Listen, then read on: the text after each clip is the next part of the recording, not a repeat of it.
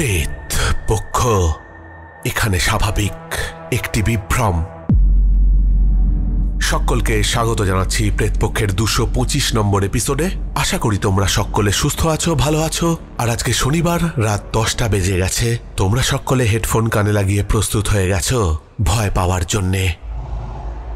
ইতি ও বাস্তুসাপের ঘটনার আজকে পঞ্চম এবং শেষ এপিসোড আসতে চলেছে। তোমরা প্রত্যেকেই এই ঘটনাটাকে অনেক ভালোবাসা দিয়েছো, অনেক সাপোর্ট করেছো, আবার অনেকের ভালো লাগেনি। কিন্তু এই ব্যাপারটা নর্মাল, কেননা সব এপিসোড যে সকলের ভালো লাগতে হবে সেরকম কোনো ব্যাপার নেই।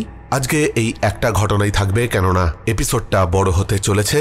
আমরা এরকম অনেক জায়গায় শুনেছি যে এরকম মন্দিরে পুজো না দিলে সেই দেবতা রুষ্ট হবেন বা রুষ্ট হয়। আবার এরকমও শুনেছি যে এমন একটা কোনো মন্দির বা যে কোনো জাগ্রত পুজো অনেক মানুষ নাকি স্বপ্ন পেয়েছেন, ভগবান নাকি তার কাছে এটা চেয়ে নিয়েছেন, ওটা চেয়ে নিয়েছেন, এবং তার ফলস্বরূপ অনেকেই আছেন যারা দেবদেবীকে গয়না বা নানান রকম অলংকারে ভূষিত করে থাকেন। সত্যি মিথ্যে জানি না, কিন্তু এরকম ঘটনা হয়তো অনেকেই শুনেছ। এরকম কিছু ঘটনা আজকে এই এপিসোডে রয়েছে, তাই আগে থেকেই বলে দিলাম, বিশ্বাস করা না করা তোমাদের ওপর। এছাড়াও আরো অনেক চমক রয়েছে আজকের এই এপিসোডে। তোমরা সকলেই জানো যে ঘটনা পাঠিয়েছে নন্দিনী দে। সুদীর্ঘ এই ইতি ও বাস্তুসাপের ঘটনার আজকে ও ইতি টানতে চলেছে, তাই বেশি দেরি না করে চলে যাচ্ছি আজকের প্রেতপক্ষের 225 নম্বর এপিসোডের ঘটনায়। দীর্ঘ প্রতীক্ষার অবসান করব আজ। এই ঘটনার আজ শেষ পর্ব। জানি অনেকটাই সময় লাগবে, তাই লিখতে বসলাম। শুরু করছি ঘটনা। নিজের বাড়ির কাজ, পাড়ার মহিলাদের হাতের কাজ শেখানো, লেখাপড়া শেখানো, এসব তো ছিলই। মায়ের পুজোর চিন্তাও সারা বছর ধরে ইতি দেবীর মাথায় ঘুরপাক খেত।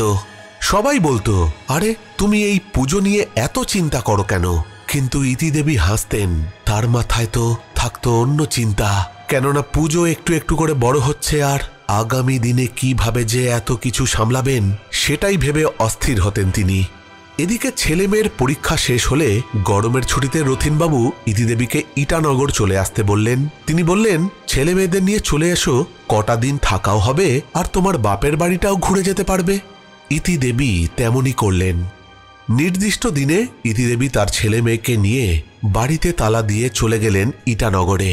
কদিন বেশ আনন্দে কাটল। বাপের বাড়ি গিয়ে কাকাবাবুর সাথে দেখাও হলো। কাকাবাবুর শরীরের একটা সাইড প্যারালাইসিস হয়ে গেছে। খুব কষ্টে একটু চলতে পারেন, কিন্তু তাকে দেখলে বোঝা যায় যে সে তার জীবনের শেষ কটা দিন গুনছে। কাকাবাবু ইতিদেবীর 2 হাত ধরে ডুকরে কেঁদে উঠেছিলেন আর বলেছিলেন যে, আমি ভুল করেছি, আমায় ক্ষমা করে দে মা। আমি চুরি করেছি তোর টাকা, আমি চাইনি তুই ভালো থাকিস, তাই এমন একটা জায়গা তোকে কিনিয়ে দিয়েছিলাম। তিনি এই বলে খালি কেঁদেই চলেছিলেন, তাকে থামানো যাচ্ছিল না। অনেক বুঝিয়ে তাকে থামানো হলো। ইতিদেবী এইসব কথা শুনে অবাক হয়ে যান। এসব কি কথা তিনি শুনছেন? তিনি মনে মনেই ভাবলেন যে আমার ওপর এত রাগ কেন আমার কাকার? কি করেছি আমি? তিনি কাঁদতে কাঁদতে কাকাকে জিজ্ঞাসাই করে ফেললেন যে কি দোষের সাজা তিনি এইভাবে তাকে দিয়েছেন। তিনি জানান যে তাদের বাপের বাড়ির প্রপার্টি নিয়ে ইতির বাবার সাথে, মানে নিজের আপন দাদার সাথে তার একটা বিবাদের পর থেকেই তার মাথায় ঘুরছিল যে কিছু একটা করে এদের ক্ষতি করতে হবে। সুযোগও পেয়ে গেলেন, তাই ইতি দেবীর এত বড় ক্ষতি করলেন তিনি। ক্ষতি করতে গিয়ে নিজের বিপদই ডেকে আনলেন।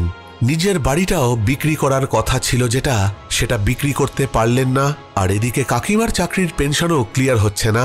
ছেলেটাও মানুষ হয়নি, চরম উশৃঙ্খল, পড়াশোনায় একেবারেই ভালো ছিল না, কাজবাজের চেষ্টাও করত না, বাড়িতে চরম অর্থ কষ্ট। সবটা শুনে ইতির খুব কষ্ট হলো। সে যে কি বলবে বুঝে উঠতে পারছিল না। সবশেষে ইতিদেবী কেঁদে উঠে তার কাকাকে বলল যে, তুমি কেঁদো না, আমার মনে তোমার জন্য কোনো রাগ নেই। আমি বলছি মা তোমায় ক্ষমা করে দেবেন। তারপর ইতিদেবী নিজের বাড়িতে চলে আসেন। হয়তো মা তাকে ক্ষমা করে দিয়েছিলেন। এরপর 3 বছর তিনি বেঁচেছিলেন, তবে প্রথম 2 বছর তাকে নরক যন্ত্রণা ভোগ করতে হয়েছিল। হয়তো ঠাকুর তাকে তার কুকর্মের সাজা দিয়েছেন। তবে শেষ বছরটায় তিনি একটু সুখের মুখ দেখেন, কারণ তার বাড়িটা ইতি দেবী কিনে নেন। তার ছেলেও একটা চাকরি পায় আর নিজেকে অনেকটাই শুধরে নেয়। সে বুঝতে পারে যে তার বাবার আর বেশি দিন নেই, পরিবারের হাল তাকেই ধরতে হবে। তারপর একদিন হঠাৎ ইতি দেবীর কাকাবাবু ম্যাসিভ হার্ট অ্যাটাকে মারা যান। খবর পেয়ে ইতি দেবী খুব কষ্ট পেয়েছিল। 3 বছর দেখতে দেখতে কেটে গিয়েছিল। এদিকে ইতি দেবীর সৎমাও মারা গিয়েছিলেন। ততদিনে তার ছেলে মেয়ে অনেকটাই বড় হয়ে গেছে। এদিকে ইতি দেবীর সাথে পরিচয় হয় একজন বড় মাপের শাস্ত্রজ্ঞের। তার কাছে ইতি তার বাড়ির পুরো ঘটনাটা জানায়। সবটা শুনে তিনি বেশ কিছুটা সময় চুপ করেছিলেন। তারপর বললেন, তুই ভোগ দিতে পারবি, কেন পারবি না? বিধি বিধান মেনেই বলছি, তুই রেধে খাওয়াস মাকে, কিচ্ছু ক্ষতি হবে না। আর তারপরও যদি কারুর কাছ থেকে কোনো বাধা বিপত্তি আসে, তাহলে আমি যাব তোর বাড়িতে, তোর বাড়ির মায়ের পুজো দেখতে। যা বলার আমি উত্তর দেব, তুই এই বছর মাকে ভোগ দিস। ইতি দেবীর তো খুশির ঠিকানা নেই। দীর্ঘদিনের প্রতীক্ষার ফল হয়তো এই বছর তিনি পাবেন। মা ভোগ খাবেন তার হাতে। পুজোর ঠিক আগে আগেই রথিনবাবু থেকে শুরু করে ভট্টাচার্য মশাই এবং পাড়ার সবাইকে ইতি দেবী জানালেন যে এবছর থেকে মাকে ভোগ দেওয়া হবে। সালটা ছিল 2003। সেই বছর থেকেই শুরু হলো মাকে ভোগ দেওয়া। ভট্টাচার্য মশাই ইতি দেবীকে অনেকটাই সাহায্য করেছিলেন। ভোগের সময় ঠিক করে বলে দেওয়া, কিভাবে কোথায় কি দিতে হবে, কি দিতে হবে, সমস্তটাই ভট্টাচার্য মশাই ইতি দেবীকে বলে দিয়েছিলেন। সপ্তমী থেকে নবমী মায়ের ভোগ রান্না হয়। কোন দিন কি হবে সমস্তটাই ইতি দেবী তদারকি করে সুষ্ঠুভাবে ভোগ রান্না সম্পন্ন করেছিলেন। ইতি দেবীর বাড়িটা এখন অনেকটাই বড় হয়ে গেছে। পাড়ার বাকি বাড়িগুলো মাটির থেকে পাকা হয়েছে, রাস্তা হয়েছে, জলের কল বসেছে, টিমটিমে স্ট্রিট লাইট সরে গিয়ে এখন আধুনিক ল্যাম্পপোস্ট বসেছে। কি জায়গা ছিল আর আজ কি হয়েছে, একেবারে দেখবার মতন। পাড়ার সব ছোট ছোট ছেলেমেয়েরা যারা আগে সময় স্কুলে যেত না, তারা এখন মন দিয়ে লেখাপড়া করছে। ইতি দেবী আর রথিনবাবু এখন অনেকটাই মানসিকভাবে খুশি। এই দীর্ঘ সময় অনেক ঝড়ঝাপটা গেছে তাদের ওপর দিয়ে। ইতি নিজের অনেক গয়না বিক্রি করেছে, খানিকটা বাধ্য হয়েছে সংসারের জন্যে, বাড়ি বড় করার জন্যে। আরও অনেক পরিস্থিতির শিকার হয়ে তার নিজের গয়না বিক্রি করতে তিনি বাধ্য হয়েছিলেন। মিডল ক্লাস ফ্যামিলিতে যেমন হয় আর কি। তবে এখন অবস্থা কিছুটা স্থিতিশীল হওয়ায় রথিনবাবু একদিন এক শ্যাকরাকে বাড়িতে ডাকলেন। তিনি ইতি দেবীকে বললেন যে এবার একটা একটা করে তোমাকে গয়না বানিয়ে দেব। সেই শ্যাকরা ইতি দেবীদের বাড়িতে এলেন। দিনটা ছিল নবমীর সকাল। ইতি দেবীর হাতে বেশি সময় নেই, পুজোর কাজে যেতে হবে। তাই অল্প কথা বলে বাকিটা রথিনবাবু বলবেন বলে চলে গেলেন। রথিনবাবু বললেন যে দিদিমণির জন্য যা গয়না তো বললাম তা তো হবে, মায়ের জন্য একটা সোনার মুকুট, ও আর হ্যাঁ, ইতির জন্য 2টো বালাও গড়তে চাই, পারবেন কি? শ্যাকরা ভদ্রলোক বললেন যে হ্যাঁ পারবো, তবে আমাকে প্রথমে কিছু টাকা পেমেন্ট করবেন আর বাকিটা মাসে মাসে দিলেই হবে। কথা শেষ করে তিনি বললেন, তাহলে এবার আসি, যাওয়ার সময় মাকে একটু প্রণাম করে যাই, আর মুকুটটা যে বানাবো মাপটাও নিয়ে যাই। আপনাদের তো এই এক মাপেরই ঠাকুর হয় নাকি? রথিনবাবু মাথা নাড়লেন। প্রতিমা যেখানে বসানো রয়েছে সেখানে গিয়ে সেই শ্যাকরা ভদ্রলোক মায়ের দর্শন করলেন। 2 হাত জোর করে দাঁড়িয়ে তখন প্রণাম করছিলেন, এমন সময় তার পুরো শরীরটা কাঁটা দিয়ে উঠল আর তিনি থরথর করে কাঁপতে আরম্ভ করলেন। সেই শ্যাকরার চোখ বন্ধ, কিন্তু দাঁড়ানো অবস্থা থেকে এবার হাঁটু গেড়ে বসে পড়লেন তিনি। চোখ বন্ধই রয়েছে। প্যান্ডেলে যারা যারা ছিল তারা সবাই হতবাক। এ কি হচ্ছে চোখের সামনে? রথিনবাবু দূর থেকে সবকিছুই দেখছিলেন, কিন্তু তাকে ধরতে গিয়েও ধরলেন না। চুপচাপ তার পাশে দাঁড়িয়ে রইলেন। তিনি বুঝেছিলেন যে এই শ্যাকরা ভদ্রলোকের সাথে অলৌকিক কিছু ঘটছে। এখন তাকে স্পর্শ করা ঠিক নয়।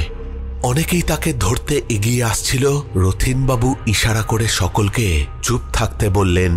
মিনিট 5 তিনি চোখ বন্ধ করে একই অবস্থায় নিচে হাঁটু গেড়ে বসে রইলেন। তারপর হঠাৎ মা মা করে কেঁদে উঠে তিনি দাঁড়াতে যাবেন, কিন্তু পারলেন না। এক পাশে হেলে পড়েছিলেন তিনি। রথিনবাবু এবার তাকে ধরে নিয়ে গেলেন ঘরের ভেতরে, তাকে জল দিলেন আর বসালেন। শেখরা ভদ্রলোক জল খেয়ে চারিদিক দেখতে লাগলেন। রথিনবাবু বললেন, শরীর ঠিক আছে এখন? ডাক্তার ডাকবো কি? তিনি বললেন, না, আমি ঠিক আছি। আমি যে কি দেখলাম সেটা বললে কি আপনারা বিশ্বাস করবেন? রথিনবাবু মুচকি হাসলেন আর বললেন, বলুন না, কি দেখলেন? এরপর তিনি যা বললেন তা হলো, প্রণাম করতে করতে মায়ের মুখের দিকে চেয়েছিলাম। যখন মুকুটের মাপ নিচ্ছিলাম ঠিক তখনই মনে হলো আমি যেন অন্য জগতে চলে গেছি। আমি চোখের সামনে দেখতে পাচ্ছি দেবীর রাজর্ষি রূপ। অলংকারের চমকে আমার চোখ ঝলসে যাচ্ছিল। আমি ভাবলাম আমি কোথায় এলাম। তারপর মায়ের মুখের দিকে তাকিয়ে দেখি এ তো মাটির প্রতিমা নয়, এ তো জীবন্ত। মা হাসছেন।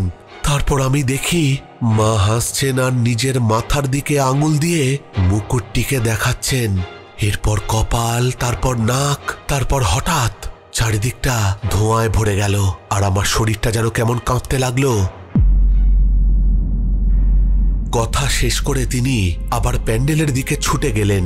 মা দুর্গার মূর্তির সামনে তিনি লম্বা হয়ে শুয়ে পড়ে সাষ্টাঙ্গে প্রণাম করে বললেন, মাগো, আমি বানিয়ে দেব তোমার সব গয়না। আমি বুঝেছি মা, তুমি আমাকে কি বলতে চেয়েছ। আমায় তুমি আজ যা দেখিয়েছ, অনেক জন্মের পুণ্যের ফল পেয়েছি। তোমার সব গয়না আমি গড়িয়ে দেব। তারপর রথিনবাবুর দিকে তিনি মুখ ফিরিয়ে বলেন, আপনি ইতি দিদিমণির সব গয়নার টাকা যেমন দিচ্ছেন দেবেন, কিন্তু মায়ের গয়নার কোনো টাকা আমি নেব না। এই বলে তিনি চলে গেলেন। পরের বছর থেকে তিনি একটি একটি করে মায়ের গয়না গড়িয়ে মাকে পরিয়ে দিতেন, পুজো দিতেন, উপোসও করতেন আর ভোগ খেতেন। শুধু তিনি নন, তার পুরো পরিবার আসত তার সাথে। মুকুট, টিপ, নাকের নথ, গলার চিক সব তিনি বানিয়ে দিয়েছিলেন, তবে একটাও টাকা নেননি। রথিনবাবু জোর করলেও তিনি শুনতেন না। উল্টে বলতেন যে সবই তো মায়েরই জিনিস, আমি দেবার কে? কেউ নয়। সেই সব গয়না বাদে আরো কিছু গয়নাও একটু একটু করে বানিয়ে দিতে লাগলো ইতিদেবী। আগের থেকে পুজো আরো বড় হয়েছে। এদিকে ইতিদেবীর ছেলে কলেজে পড়ছে আর মেয়ে এমএ পড়ছে। রথিনবাবু কলকাতাতে পোস্টিং হয়ে এখন কলকাতাতেই পুরোপুরিভাবে চলে এসেছেন। বেশ বছর হয়েছে, তবে তার শরীরটা তেমন ভালো যাচ্ছে না। কঠিন কোনো রোগ ধরা পড়েনি, তবু মাঝে মাঝেই একটু দুর্বল বোধ করেন। 2003 সাল থেকে 2010 সাল চলে এলো। সেই বছরের পুজোর শুরুতেই পাড়ার একজন বলে দিলেন যে তিনি এবার পুজোয় কোনো সাহায্য করতে পারবেন না। তার ছেলের বউয়ের মানা আছে। তার বউমা নাকি বলেছে যে পুজোতে এখানে অনেক সময় চলে যায়, বাড়িতেও সময় দিতে হবে, কেননা তার বাড়িতে আত্মীয় স্বজনরা সব আসবে। শুনে ইতিদেবী খুব হাসলেন আর বললেন, আরে আমার কাজের জন্যে কি তোমাদের ডাকি? তোমরা তো মায়ের কাজ করো আর তাই জন্যই আমাকে সাহায্য করো। আমি তো তোমাদের কোনোদিন জোর করিনি। তোমরাই একটা সময় আমার পাশে দাঁড়িয়েছিলে, সাহস দিয়েছিলে। তোমরাই তো হাতে হাতে কাজ করে মায়ের পুজোর জোগাড় করেছ। আমি আমার সাধ্যমতো তোমাদের জন্যে যতটা পেরেছি করেছি। সুবিধা অসুবিধা থাকতেই পারে, তাতে কি? এবছর না হয় পরের বার করবে, তবে বাড়ির সবাইকে নিয়ে পুজো দেখতে এসো আর মায়ের প্রসাদ খেয়ে যেও, তাহলেই হবে। এদিকে দেখতে দেখতে পুজোর দিন এসে গেল। ষষ্ঠী পুজো শেষ। সেই দিন সন্ধ্যাবেলায় মা দুর্গাকে গয়না পরানো চলছে। এমন সময় সেই পাড়ার মহিলা তার নাতিকে নিয়ে ছুটে আসেন সেখানে। পেছনে তার ছেলে আর বৌমা, সঙ্গে পাড়ার আরো কয়েকটি অল্প বয়সী ছেলেরাও ছিল। সেই মহিলার নাতির পুরো শরীর ভেজা। ইতিদেবী এবং সেখানে উপস্থিত সবাই হতবাক হয়ে তাকিয়ে রইল তাদের দিকে। এবার বলি কি ঘটেছিল। সেই মহিলার নাতি বিকেল হবার আগেই পাড়া থেকে একটু দূরে ফুটবল খেলতে চলে যায়। তার মা মানা করলেও সে শোনেনি। এরপর সন্ধে হয়ে যাচ্ছে, এই দেখে বাচ্চাটির মা তার শাশুড়িকে ডেকে বলল যে তার ছেলেকে খুঁজে নিয়ে আসতে। সেই মতো সেই মহিলা তার নাতিকে খুঁজতে বেরিয়ে পড়ল। খোঁজ নিয়ে জানতে পারল যে খেলার শেষে সবাই পুকুরে নেমেছিল হাত পা ধুতে। যারা সাঁতার জানতো তারা সাঁতার দিতে লাগলো, আর যারা জানতো না তারা হাত পা ধুয়ে বাড়ি চলে যায়।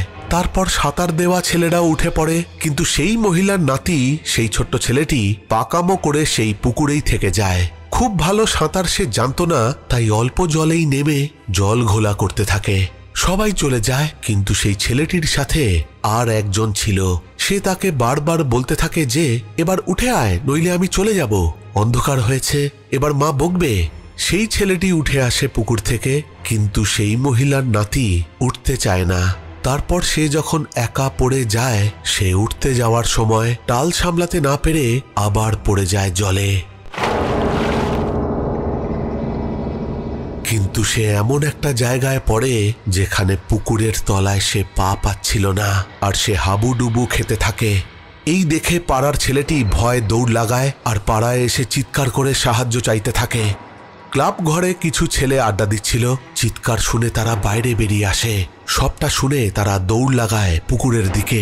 অন্যদিকে সেই মহিলাও পড়ি মরি করে ছুট দিলেন। পুকুর পাড়ে পৌঁছে তিনি দেখলেন যে ক্লাবের দুটি ছেলে মাছ পুকুর থেকে তার নাতিকে তুলে নিয়ে আসছে। পুকুর ঘাটে নিয়ে আসার পর সেই ছেলেটিকে পেট ভর্তি জল চাপ দিয়ে বার করা হলো। তারপর সেই মহিলা দেখল যে সে আস্তে আস্তে স্বাভাবিক হয়ে উঠল। মহিলা তো কেঁদেই অস্থির। আশেপাশের মানুষও জমা হয়ে গিয়েছিল।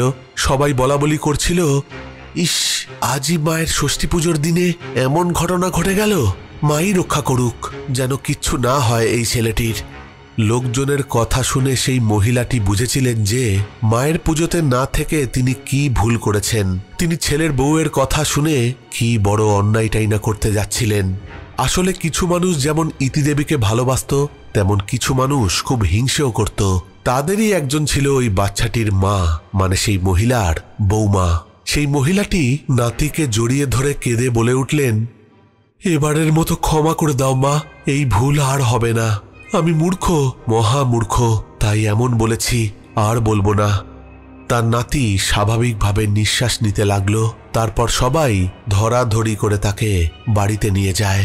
তারপরেই তারা ইতি দেবীর বাড়িতে এসেছে। সেই মহিলা ইতি দেবীর পায়ে পড়ে কাঁদতে শুরু করলো আর বলল, তুমিও আমাকে ক্ষমা করো মা, আমার অনেক বড় ভুল হয়েছে। ইতি দেবী তার পা সরিয়ে নিয়ে বললেন, তুমি আমার থেকে বয়সেও বড়, আমার যে পাপ লাগবে, যাও মায়ের সামনে তার কাছেই ক্ষমা চাও, তিনিই ক্ষমা করবেন, তিনি কারো ক্ষতি করবেন না। হয়তো তোমার চোখটা খুলতেই তিনি এমনটা করেছেন। তার বৌমাও এসছিল তার সাথে। সেই মহিলা তার বৌমাকে বললেন যে যাও তোমার ছেলেকে নিয়ে মায়ের কাছে যাও। তবে মাকে প্রণাম করার পর সেই বাচ্চা ছেলেটি অদ্ভুত একটা কথা বলে সবাইকে। সে বলে যে সে নাকি ইচ্ছে করেই ওইভাবে জলে ঝাপাঝাপি করছিল তার বন্ধুদের চমকে দিতে, কিন্তু বুঝতে পারেনি যে উল্টো ফল হবে। ভালোভাবে সাঁতার না জানার কারণে সে ডুবতে বসেছিল, কিন্তু সে যখন ডুবে যাচ্ছিল পুকুরের মধ্যে নাকি সে একটা আলো দেখতে পায়। সে আরো বলে যে কেউ যেন নাকি তাকে জলের উপর ভাসিয়ে রাখছিল, ডুবতে দিচ্ছিল না। সবাই এই কথা শুনে অবাক হয়ে তাকিয়ে থাকলো সেই ছেলেটির মুখের দিকে। সেই ছোট্ট ছেলেটি কি মিথ্যে কথা বলবে? হয়তো মাই বাঁচিয়েছেন তাকে। রাতে সবাই বাড়ি চলে যাওয়ার পর ইতিদেবীর নিজের বাড়ির লোকজন যখন ঘুমিয়ে পড়ে, তখন সে প্যান্ডেলে গিয়ে মাকে বলে যে মাগো, আজ কি ভয়ানক বিপদ ঘটে যাচ্ছিল। যদি কিছু হয়ে যেত ওই বাচ্চাটার সাথে, তাহলে তো সারা পাড়ায় যে শোকের কালো ছায়া নেমে আসতো। তোমার পুজো তখন কিভাবে করতাম আমি। মাগো, ওই পুকুরে যেন কেউ কোনোদিন ডুবে না মারা যায়, সেটা তুমি দেখো। সত্যি সেই পুকুর এখনো আছে, তবে সেদিনের পর থেকে এখনো পর্যন্ত কেউ আর সেই পুকুরে ডুবে মারা যায়নি। সেই বাচ্চাটির ঠাকুমা আজও পুজোর প্রথম থেকে সাহায্যের হাত বাড়িয়ে দেয়। তিনি হয়তো উপলব্ধি করেছিলেন যে মা শুধু আমার তোমার নয়, সকলের। সেটা আমরা ভুলে গেলেও মা ভুলে যান না। এমন আরো কত ঘটনা যে রয়েছে ইতিদেবীর পুজোকে ঘিরে, যা লিখে শেষ করা যাবে না। মহা অষ্টমীর সন্ধি পুজোর আরতির সময় হঠাৎ সবাই খেয়াল করে যে একটি বড় সাপ বাড়ির ভেতরে ঢুকে চাতাল ধরে সোজা ইতিদেবীর পাশে গিয়ে ফনা তুলে দাঁড়ায়। সেই সাপের ভয়ানক হিস হিস শব্দে ভয় সবাই জড়সড় হয়ে যায়। ইতিদেবীর ছেলে রাজা ইতিদেবীর পাশেই দাঁড়িয়েছিল। অন্য পাশে ভট্টাচার্য মশাই চণ্ডীপাঠ করার আয়োজন করছেন। রথিনবাবু সবাইকে চুপচাপ থাকতে বললেন। ইতিদেবীকে ইশারায় জানালেন যে তার পাশে একটা সাপ ফনা তুলে দাঁড়িয়ে রয়েছে। ইতিদেবী একটু চমকে উঠলেন ঠিকই, কিন্তু ভয় পেলেন না। তিনি মনে মনে ভাবলেন যে আজ কি তবে সেই তারাই এসেছে তার পুজো দেখতে, এই বাড়ির সেই বাস্তু সাপ। অদ্ভুত ব্যাপার হলো এটাই যে যতক্ষণ আরতি হলো ততক্ষণ সাপটি ফনা তুলে দাঁড়িয়েছিল ইতিদেবীর পাশে। আরতি শেষ হবার পর ইতিদেবী মা দুর্গাকে প্রণাম করে, তারপর সেই সাপটির দিকে ঘুরে গিয়ে সেই সাপটিকেও ভক্তি ভরে প্রণাম করে ইতিদেবী। সবাই দেখল যে সেই সাপটা প্রথমে একটু দুলে উঠল, তারপর সামনে যারা দাঁড়িয়েছিল তাদের দিকে ঘুরে গেল। রথিনবাবু সকলকে আশ্বস্ত করলেন যে সবাই চুপ থাকতে, কোনো চিৎকার চেঁচামেচি তিনি করতে মানা করলেন। সেই সাপটি এরপর চারদিকটা একবার দেখে আস্তে আস্তে বেরিয়ে গেল বাড়ি থেকে। যখন সেই সাপটি গেটের বাইরে গিয়ে অদৃশ্য হয়ে গেল, অনেকে দৌড়ে গিয়ে গেট খুলে দেখল, কিন্তু সেই সাপটাকে আর কোথাও দেখতে পেল না। সে যেন হাওয়ায় মিলিয়ে গেছে। ভট্টাচার্যের কানে এই ঘটনা যেতেই তিনি ছুটে এলেন আর সবটা শুনে বললেন যে আজ এই পাড়ার সাপ মুক্তি হলো। জয় মা মনসা, তুমি ধন্য, তুমি ধন্য। ইতিদেবী কেঁদে ফেললেন। মনে পড়ে গেল তার স্বপ্নের কথা। সেই স্বপ্নে তিনি শুনেছিলেন যে একদিন এই পাড়ার সাপ মুক্তি ঘটবে। আজ তাহলে সেই দিনই ছিল। তার মনে পড়ে গেল সেই রাতের কথা, যেই দিন রাতে একজন মহিলাকে তিনি দেখতে পেয়েছিলেন। পরিষ্কার নয়, তবে তিনি শুনতে পেয়েছিলেন যে তুমি এই জমি বিক্রি করো না, একদিন এই জমির মাটির ওপর এক দেবীর পুজো হবে। তোমার ছেলের হাত ধরে এই পুজো আরো বড় হবে। যারা যারা তোমার বাড়ির পুজোতে ভক্তি রাখবে একমাত্র তাদেরই সাপ মুক্তি হবে। আমি আসবো দেখতে। খেয়াল রেখো, খালি হাতে কারোকে যেন ফিরিও না। একটু ফল প্রসাদ হলেও হাতে তুলে দিও। পরের বছর থেকে বাড়িতে ঘটা করে মা মনসার পুজোও করেন ইতিদেবী। 2012 সালের ঘটনা। ইতিদেবীর বাড়িতে সবার খাওয়া দাওয়া শেষ, বাসন ধোয়া হচ্ছে। ইতিদেবী রান্নাঘরটা পরিষ্কার করছেন। এমন সময় তার গেটের সামনে দাঁড়িয়ে একটি অল্প বয়সী মেয়ে এসে খাবার চাইছে। সেই সময় পাড়ারই একজন বউ, যে কিনা এই পাড়ায় নতুন এসেছিল, সেই মেয়েটিকে বলে, আরে এখন কিচ্ছু নেই, কে তুই, কোথায় থাকিস? পুজোতে তো দেখিনি, খালি ফল প্রসাদ চাইতে চলে আসিস। যা যা, চলে যা, সবার খাওয়া হয়ে গেছে, এখন আর কিচ্ছু নেই। রাতে আসিস, শীতল ভোগ পাবি। মেয়েটি ভিতর দিকে উঁকি মারে আর বলে, দেখো না গো, যদি কিছু থাকে দাও না, বড্ড খিদে পেয়েছে। তবু সেই মহিলা তাকে বকা দিয়ে বলে, যেতে বলেছি না, যা, এখন কিচ্ছু নেই। এমন সময় ইতিদেবীরই বাড়িতে পড়তে আসা একটি বাচ্চা সেই মহিলাকে বলে, তুমি ওকে বকছো কেন? জেঠিমাকে ডাকো। এখানে জেঠিমা বলতে ইতিদেবীকেই বলা হচ্ছে। সেই বাচ্চাটি সেই বউটিকে বলে, খাবার তো জেঠিমা দেবে, তুমি না। বলেই সে ছুট দিল ইতিদেবীর কাছে। ইতিদেবী আর তার মেয়ে রান্নাঘর পরিষ্কার করছিল সেই সময়। বাচ্চা ছেলেটি ইতিদেবীর কাছে গিয়ে সমস্ত কথা বলে। ইতিদেবী ছুটে আসেন গেটের কাছে।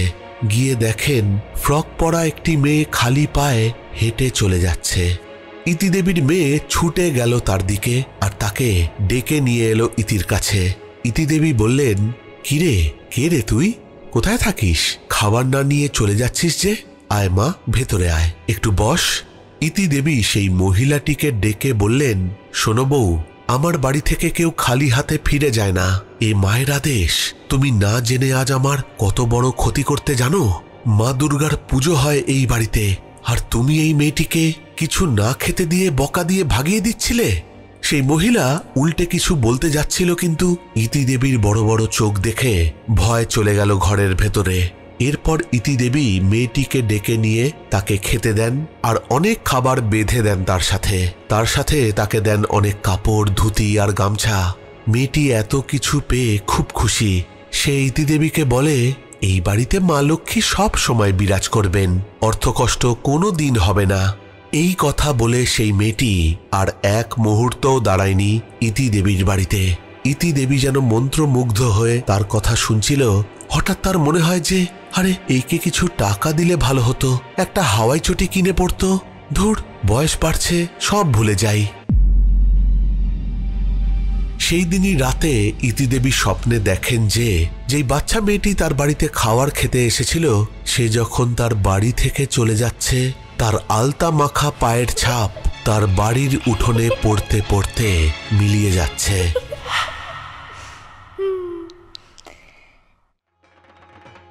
প্রতি বছর দশমীর দিনটা ইতির কাছে একটা দুঃখে ভরা দিন।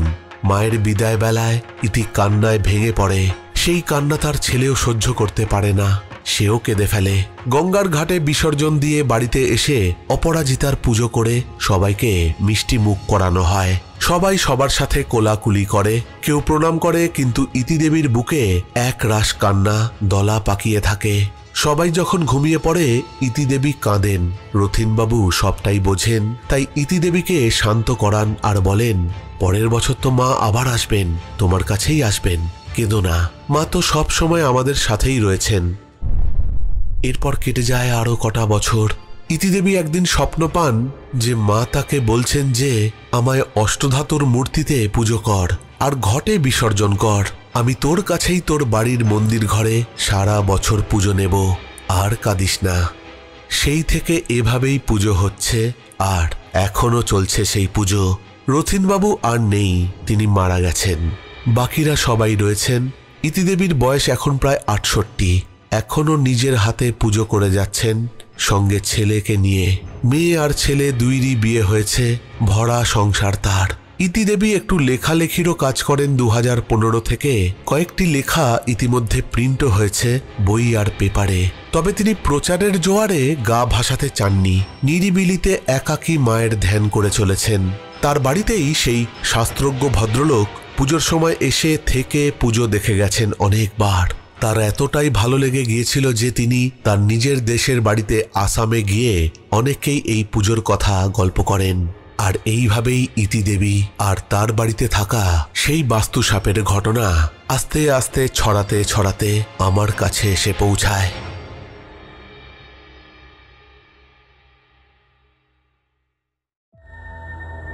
প্রেত পক্ষ এখানে স্বাভাবিক একটি বিভ্রম। তো এই ছিল ঘটনা। আশা করি তোমাদের ভালো লেগেছে। ইতি ও বাস্তুসাপের ঘটনা আজকে শেষ হলো। নন্দিনী আমাদের আরো লিখেছে যে দাদাভাই এই ছিল ঘটনা। আমার এই ঘটনা লিখতে গিয়ে অনেক কিছুই সাজিয়ে গুছিয়ে নিতে হয়েছে, না হলে যারা শুনবে তাদের বুঝতে অসুবিধে হতো। পাট পাট করে দেওয়ার কারণ এত কিছু ঘটনার কথা 12-15 মিনিটের অডিও স্টোরিতে কি শেষ করা যায়? আমি পারতাম না। যাই হোক, সবাই খুব ভালোবাসা দিয়েছে আমার এই ঘটনাটাকে। তাদের সকলের মঙ্গল করুন মা। আগামী দিনে আরো সুন্দর ঘটনা নিয়ে লিখতে বসতে চাই আর প্রেতপক্ষের সবাইকে শোনাতে চাই। তোমাদের কিরকম লাগলো এই ঘটনা অবশ্যই কমেন্ট করে জানাবে। আর হ্যাঁ, এটা ঠিক যে এত বড় ঘটনা কিন্তু একবারে একটা এপিসোডে দেওয়া কিন্তু আমার পক্ষে সম্ভব ছিল না, আর ওর পক্ষেও সম্ভব ছিল না লিখে পাঠানো। মানে এতক্ষণ যে ঘটনাটা তোমাদেরকে শোনালাম, তোমরা শুনলে অবাক হবে যে 8টা A4 সাইজের পেজে এই ঘটনা লেখা রয়েছে। মানে বুঝতেই পারছো যে ঘটনাটা কতটা বড়। তবে ঘটনা ছোট হোক বড় হোক, ঘটনা ভালো হতে হবে। আর তোমরাও যদি আমাকে ঘটনা পাঠাতে চাও তাহলে পাঠিয়ে দিতে পারো আমাদের অফিসিয়াল ইমেল আইডিতে pretpokho@gmail.com এ। পাঠাতে পারো আমাদের প্রেতপক্ষের ফেসবুক পেজ ইনবক্সে। আর সব থেকে সহজ উপায় হচ্ছে আমাদের হোয়াটসঅ্যাপে মেসেজ করা, সেখানে ঘটনা টেক্সট করে পাঠানো। হোয়াটসঅ্যাপ নাম্বার হচ্ছে 9432129921। তবে ঘটনা পাঠাবার আগে একটা জিনিস দেখে নিও তোমরা, যে সেই সব ঘটনা যেন অন্য কোনো সোশ্যাল মিডিয়া প্ল্যাটফর্মে হয়ে যাওয়া বা কপি করে নেওয়া ঘটনা যেন না পাঠিয়ে দাও, কেননা সেরকম ঘটনা পাঠালে কপিরাইট ক্লেম আসবে। আর কপিরাইট ক্লেম এলে আমাকে সেই ভিডিও বা সেই এপিসোড ডিলিট করে দিতে হবে। চলে যাবো আজকের একটু শাউট আউটের দিকে। কমেন্ট করেছে জয়া বণিক, আশিস কোলে, তন্ময় মণ্ডল, হিনা শেখ লিখেছে হাই রাজদা, ভালো আছেন? খুব ভালো লাগলো আজকের পুরো ঘটনাগুলো, সুপার। কমেন্ট করেছে বিদিশা মণ্ডল, ঈশান দাস, রিম্পা বিশ্বাস, অমৃতা ব্যানার্জি, TN ট্রাম্প, সঙ্গীতা মজুমদার, সুভাষিস দাস, সৌমিত্র সর্দার, তিথিস ব্লগ, তন্ময় মণ্ডল, সুতপা নাগ লিখেছে আজকের দুটো ঘটনা অন্য স্বাদের, বেশ ভয় লাগলো। মায়া সরকার লিখেছে হাই দাদা, কেমন আছো? চলে এলাম ঘটনা শুনতে। কমেন্ট করেছে চুমকি ঘোষ, রাজেন রয়, রোহিত সর্দার, তনুশ্রী ব্যানার্জি লিখেছে ভীষণ সুন্দর ঘটনাগুলো। কমেন্ট করেছে স্নেহা ভট্টাচার্য, বিদিশা মণ্ডল। সব্যসাচী চক্রবর্তী লিখেছে দারুণ দারুণ, সুন্দরবন মানেই রহস্য বন। দারুণ লাগলো, খুব ভালো লাগলো, এক্সেলেন্ট প্রেজেন্টেশন রাজ। সত্যি সুন্দরবন নিয়ে একটা সিরিয়াল বানাও। ও সিরিয়াল বানানো কিন্তু আমার পক্ষে সম্ভব নয়, আমি কিন্তু ঘটনাই শোনাবো।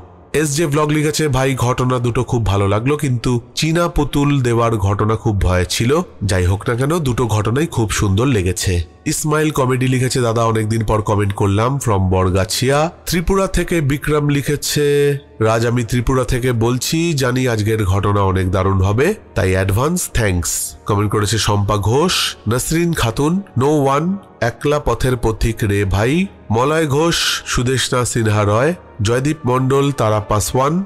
অভিমণি অফিসিয়াল লিখেছে রাজ দাদা ভাই তুমি আমাকে মনে হয় ভুলেই গেছো। আমার নাম নবনীতা কর্মকার, আমি তোমায় দুটো ঘটনা পাঠিয়েছিলাম, আবার একটা ঘটনা সংগ্রহ করেছি, তুমি যদি চাও আমি আবার পাঠাতে পারি। কমেন্ট করা হয় না এটা ঠিকই, কিন্তু তোমার সব ঘটনাই আমি শুনি, একটা ঘটনা শুনতেও ভুল করি না। Love from Bishnupur. নবনীতা তোমাকে আমি ভুলিনি, তুমি দুটো ঘটনা পাঠিয়েছিলে সেটাও আমার মনে আছে। তুমি অবশ্যই আমাদের তাড়াতাড়ি ভালো একটা ঘটনা পাঠাও, আর অবশ্যই করে কমেন্ট করবে। কমেন্ট করেছে বাবাই দাস, লিখেছে অনেক দেরি হয়ে গেল রাজদা প্রেতপক্ষ ঘটনা শুনতে। এভাবেই ধীরে ধীরে এগিয়ে চলছে আমাদের এই ছোট্ট পরিবার। আমি খুব তাড়াতাড়ি একটা ঘটনা নিয়ে আসছি, সময়ের অভাবে টাইপিং করতে পারছি না। সময় নিয়ে টাইপ করে ঘটনা পাঠিয়ে দাও, তোমাদের ঘটনা পাওয়ার জন্য আমি সবসময়ই আগ্রহী থাকি। কমেন্ট করেছে সৌজাত্য ঘোষ, লিখেছে দাদা ভালো লাগলো, জানো তো আমাদের দেশে কেউ কাউকে হেল্প করতে চায় না, তুমি ভালো থেকো আর ভালো করে ঘটনা বলো। আর লাস্ট কমেন্ট সোমনাথ দাস। এই সবকটা কমেন্টই এসছে সদ্য মৃত সন্তানের মাকে প্রায় জীবন্ত কালা জাদুর সিলিকন চীনা পুতুল দেওয়ার ঘটনা প্রেতপক্ষের 223 নম্বর এপিসোডকে উদ্দেশ্য করে। তাহলে আজকের মতো এখানেই শেষ করছি, ফিরে আসবো পরের সপ্তাহে নতুন কোনো ঘটনা নিয়ে। ততক্ষণের জন্য তোমরা সকলে ভালো থেকো। Love you all, tata.